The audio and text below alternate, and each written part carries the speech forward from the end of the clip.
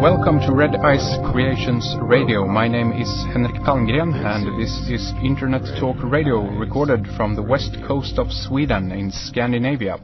We are here with a new program every Thursday and Sunday, but you can of course tune into our radio show anytime online. All information on how you can access our free radio archive or sign up to access our subscriber section is available on our website redicecreations.com. And I'm glad that you are here today. We have an interesting guest with us on the line. Researcher, author and lecturer Lloyd is with us. And today we are going to talk about Lloyd's fascinating research into the star child skull, intervention theory, human origins, and much, much more. I also want to mention that Lloyd is the author to Everything You Know Is Wrong, Origins of Life and Humans. And his latest book is called The Star Child Skull, Genetic Enigma or Human-Alien Hybrid. The websites that you should take a look at right away is lloydpye.com, and that is Lloyd Pye spelled LLOYDPYE.com, lloydpye.com, and there's also starchildproject.com, and there's tons of information up there for you to look at.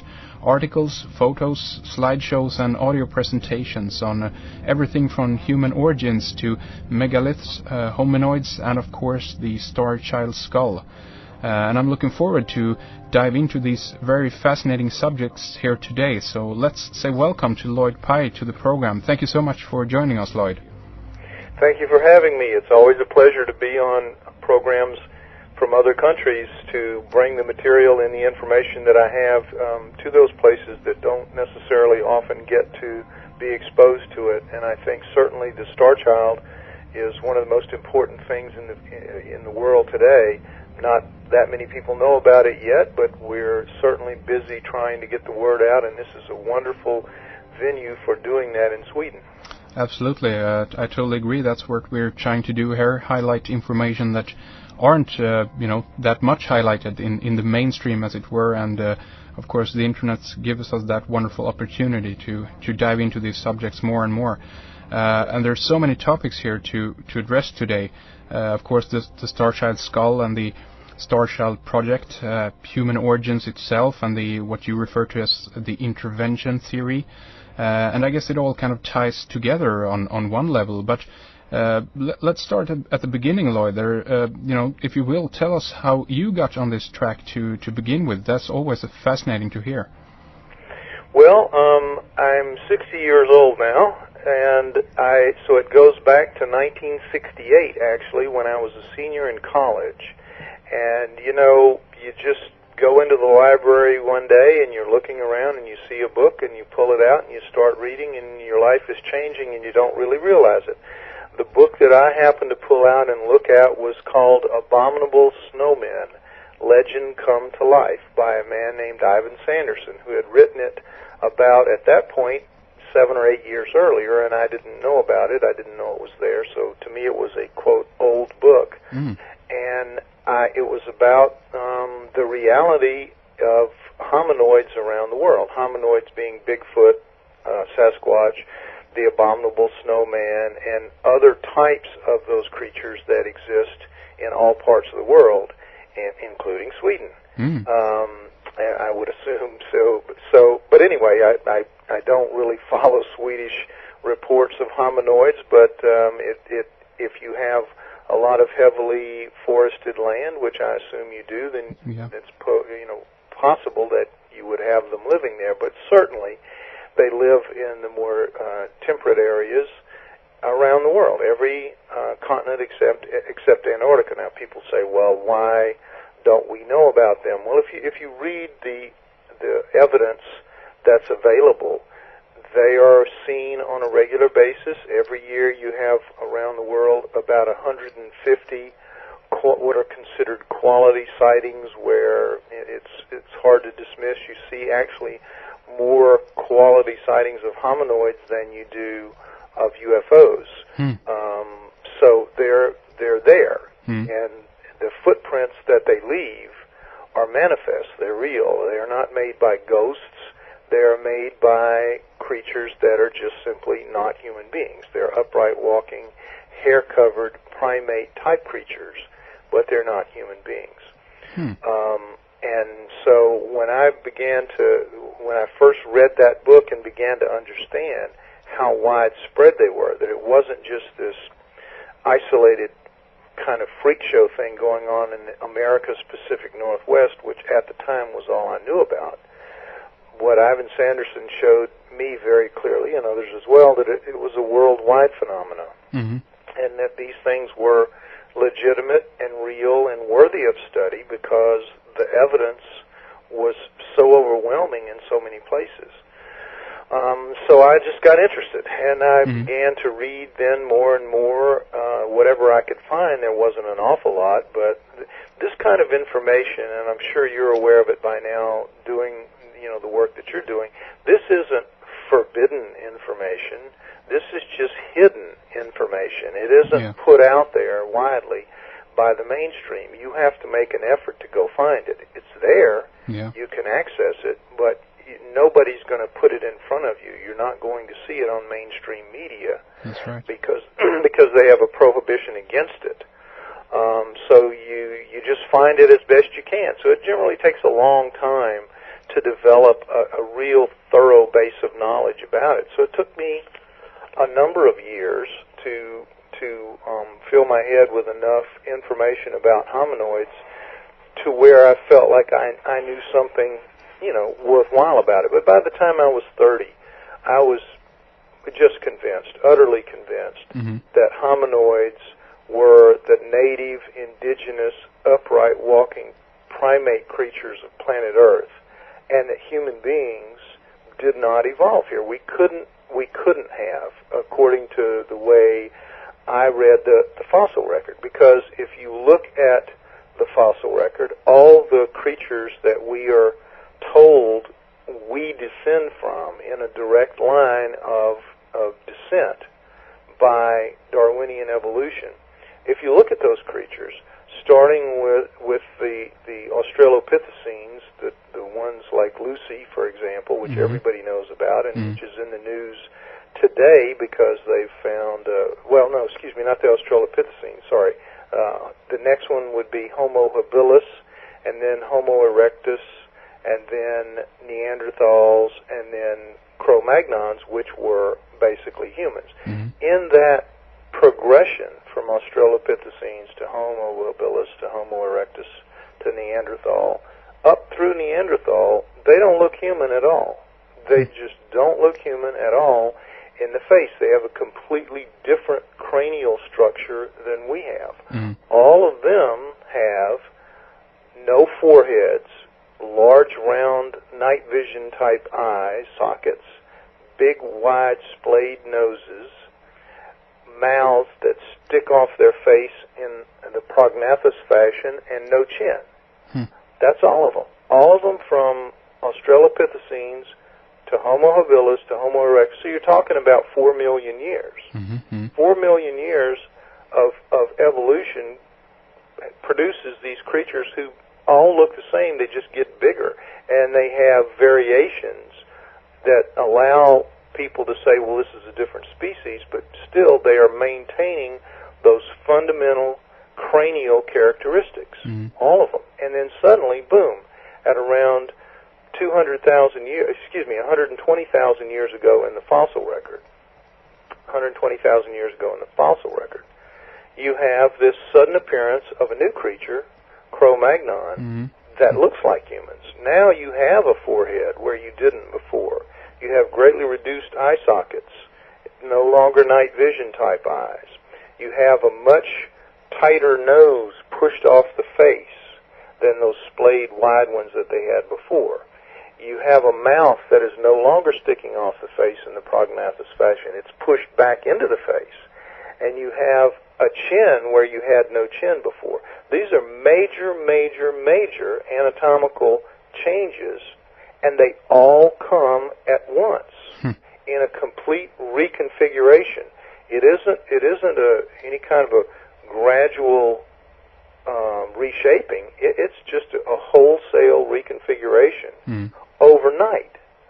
And science understands this. Science recognizes this, that they have a real problem. So what they do is they say, well, there's a missing link out there. We're going to find the missing link someday.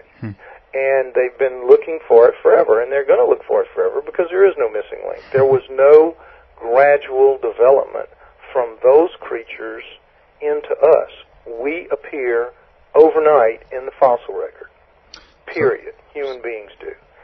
So what I began to understand was that what we were looking at with the skeletons, the fossils of the so-called pre-humans, were in fact nothing but the skeletons of the fossils of hominoids, the upright walking, hair-covered primates that are still walking in the world today.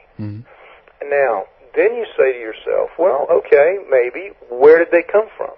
Where do those creatures come from? Is there any sign of them in the deep past, or do they too just simply appear out of nowhere? Well, they don't, actually. As it turns out, there are a group of creatures that are well known, just, again, not well talked about, but you can Google them, you can look them up, it's no problem. They're called Miocene apes.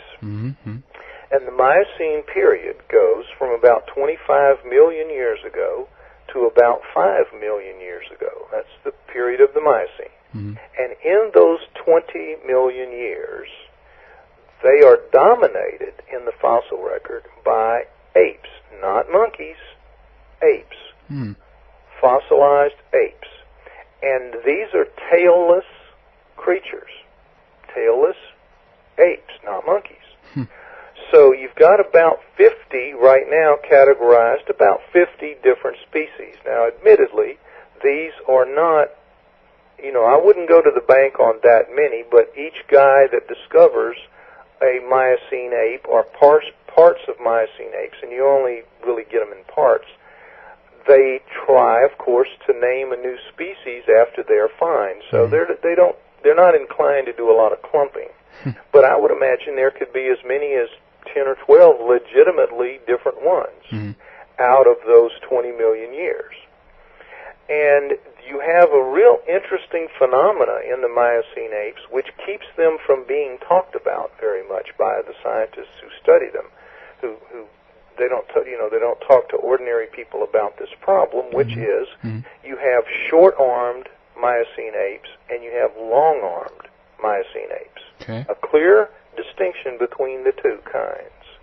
Now, the short-armed Miocene apes have arms that are approximately the length of their legs.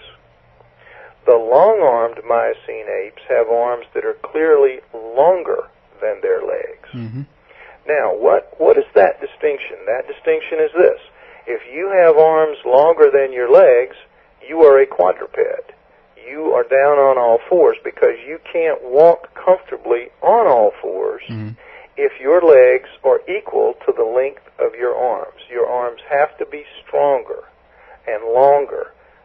Well, not necessarily stronger, but they have to be longer for sure to be able to allow you to locomote on the ground comfortably. Short-armed apes, on the other hand, had arms the length of their legs, and so, guess what? They couldn't locomote comfortably on all fours. Science has a problem with them to explain how they would locomote comfortably on ground. You know how they say they did it?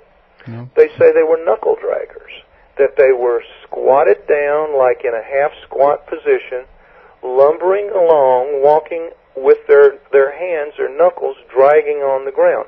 Not walking like a normal quadruped, just squatting down like we had an exercise when we were boys, and I'm sure you had the same thing, called a duck walk, where you have to squat down, with your knees bent a lot and your thighs sort of parallel with the ground, and you were basically doing a knuckle walk there. Now, that's hard. You do that just a little bit, and that hurts. Your thighs start to burn. That doesn't feel good.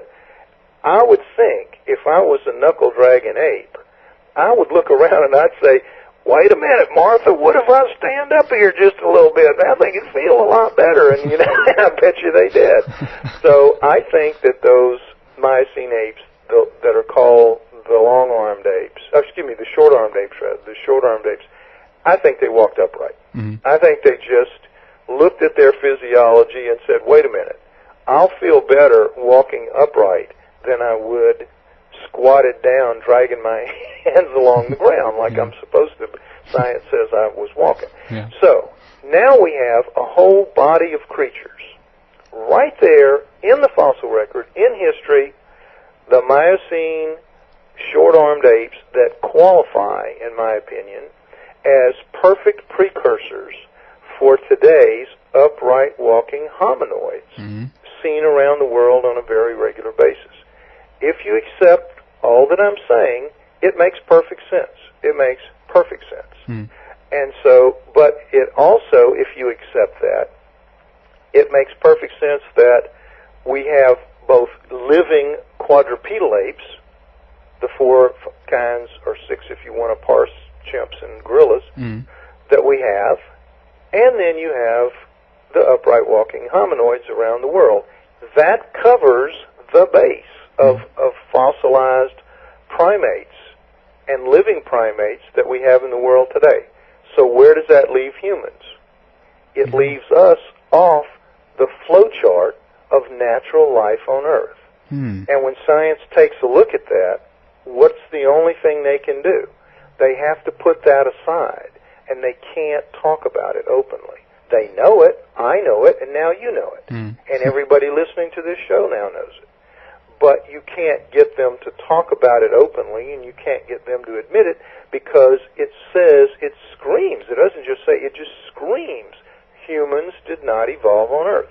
We don't have a place here in the natural flow of life on Earth, and science is not allowed to make a statement like that. Why do you think? So they can't. Why do you think that this is so, dangerous, as it were, for them? Why do I think that? I mean, the resistance is so. Because as soon as you make that allowance that humans didn't evolve here, are not a natural part of planet Earth, where did we come from? And then that means you have to open up the question of alien and UFO reality, which is something that science doesn't want to deal with, government obviously doesn't want to deal with, and religion doesn't want to deal with. Nobody in power, nobody at the top of the power pyramids of this planet right now in this time wants to deal with that issue. Now, they have to deal with it on a daily basis. I mean, people see hominoids every day, people see UFOs every day, people are abducted by aliens every day, and so those stories are out there. But because of the combined power of that triumvirate of government and religion and science, because of their combined weight, their throw weight when they put it against something they don't like or they don't want, they control the media. They control all the sources of output of information except the Internet. And so here we are, you and I, talking about this hidden information. Again, not forbidden, just hidden, bringing it out to whatever size audience you have. And when enough people do enough of this work that I'm doing now, that you're doing now, there will come a tipping point where enough of us will know the truth to force the issue. Something will happen. A hominoid will be killed and put in front of the world in a way that it can't be denied. There was one killed back in 1968, the Minnesota Iceman, and went on display here in the States. And I was lucky enough to see it when I was a young man. No question that was a hominoid that had been killed. The wrong man killed it. Fred Hansen was just the wrong man. He was a sideshow carnival type hustler guy, and all he saw was dollar signs. He wanted to make money off of it, and that's what he did. But if it had been the right kind of person who would have turned it over to science in a way that science couldn't hide it, then a hominoid reality would have been with us since 1967. Ironically, the same year that the Patterson film, the famous Roger Patterson film, of the hominoid walking along the riverbank, those two events happened incredibly the same year. But it didn't go right. But one day it will. One day it will, Hmm. and we'll have the proof, and it'll be undeniable, just like we think the Star Child skull is going to bring proof to the world that UFO and aliens are real, Hmm. and in a way that's just undeniable. So it's coming. It will all come, and reality as we know it and understand it at this moment, as you and I talk, will change, and it will change wholesale and change forever, and everyone will just adapt to that new reality and continue on with their lives. Yeah, and the sooner the better, if you ask me.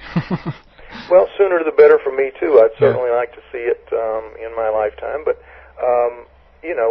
we have to wait. There's obviously some kind of schedule that the world moves on that I'm not privy to, and I just try to keep doing my part and keep my shoulder to my particular wheel and keep pushing on it in the hope that other people are pushing their wheels, and together in a combined way something will happen that will trigger a big event that will shift everything. And just like you, I hope to be around and hope it's sooner rather than later. Yeah. So this still then we end up here with a big question mark, as it were. Where do you humans come from? And I would like to kind of get into that a little bit now. And I guess that this connects with what you refer to as the intervention theory, right? Right. Well, where humans do come from, in my opinion, is that we were genetically engineered to be here. Now, you can argue about who did the engineering, but there's no doubt, if you look at our genes and our chromosomes, there's no doubt that we were and are engineered, and that we were built to a design. We were built for a purpose, a specific purpose. Whatever that purpose is open to debate. I mean, people can argue about that. What they can't argue about is that we are genetically engineered, and not just us on this planet. All of the so-called domesticated plants and animals, all of them have been genetically engineered. It's clear in their genes and chromosomes as well. Somebody came here, some group of beings came here and decided to reconstruct the pattern of life on Earth to suit apparently themselves, because they created animals and they created plants and they created humans. Now, for lack of a better option at this time, I go with the theory most promulgated by Zecharia Sitchin, that it was a group of aliens called the Anunnaki that live on a planet called Nibiru that's in our solar system.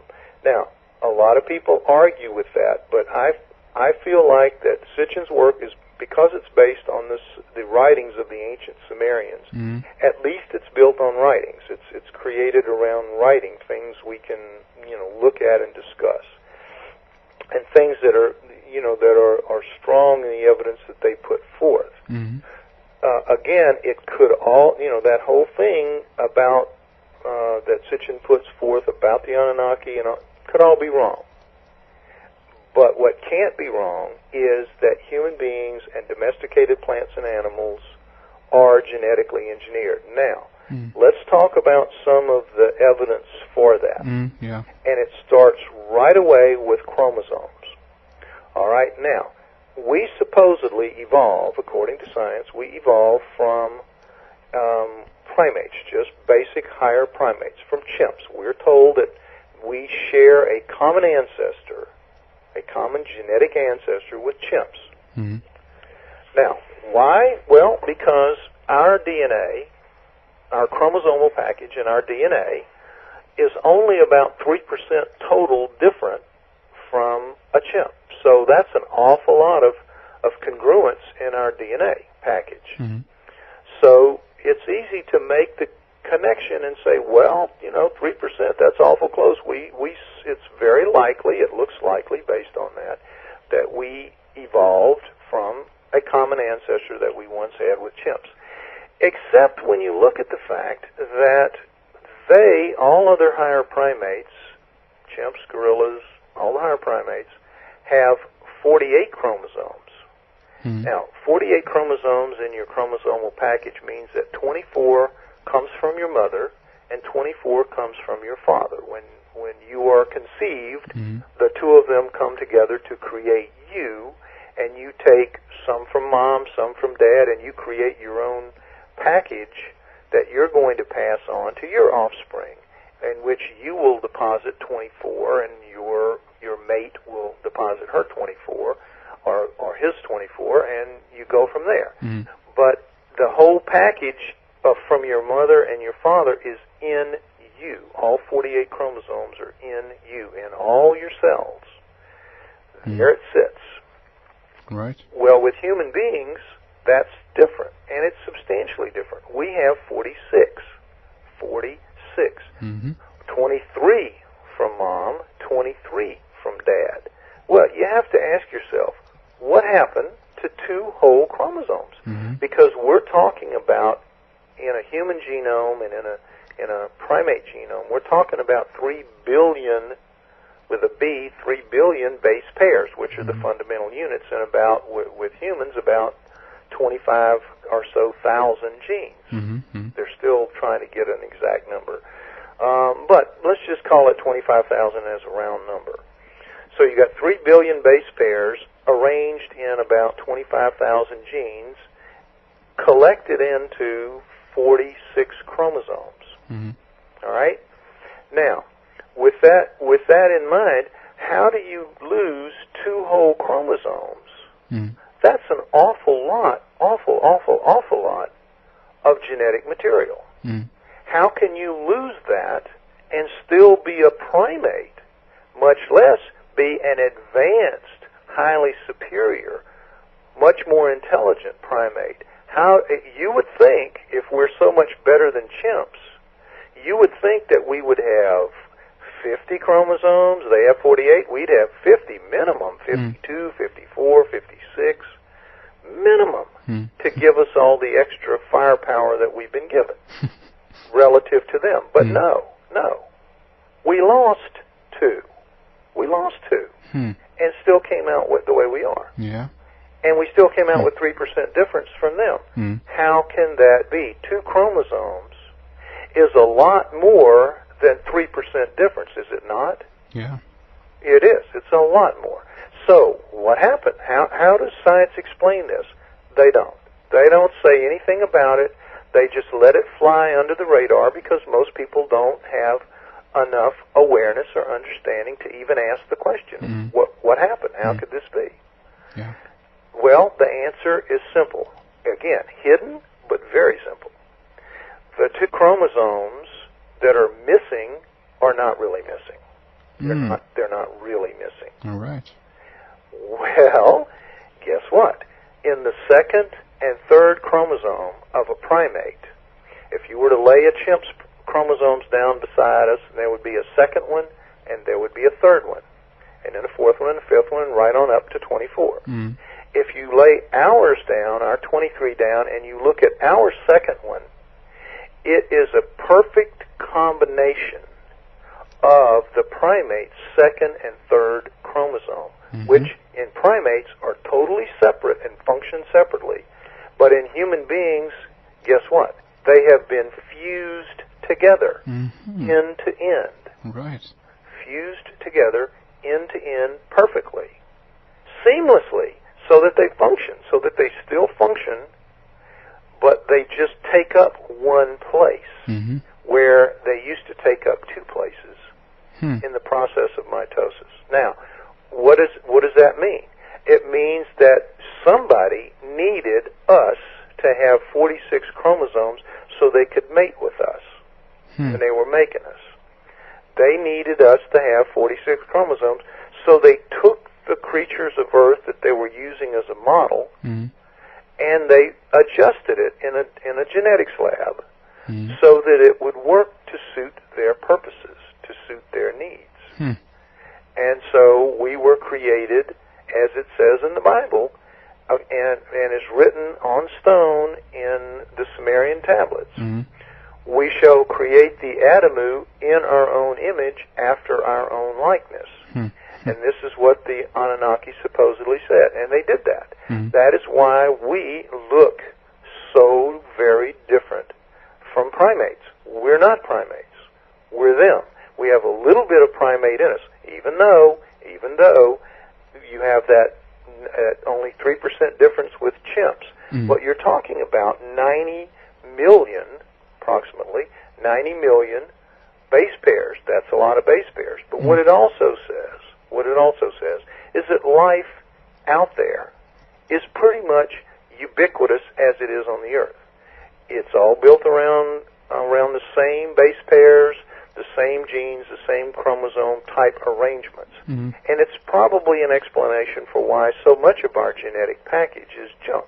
Like as much as 96% of what we carry and what our cells keep maintaining is junk.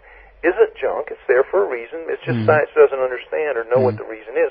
But it's probably part and parcel of allowing tremendous flexibility in the altering of us by whoever does the altering. Not just us, again, of other creatures out there, of all life out there. I don't believe, after a lot of study, I don't believe there is any evolution at all on the macro level. None at all. Meaning from species to species to species to species. I do think there is microevolution within species. Darwin, clearly showed that with his finches, with the tortoises, and, you can see it with dogs and cats and everything else. There is variation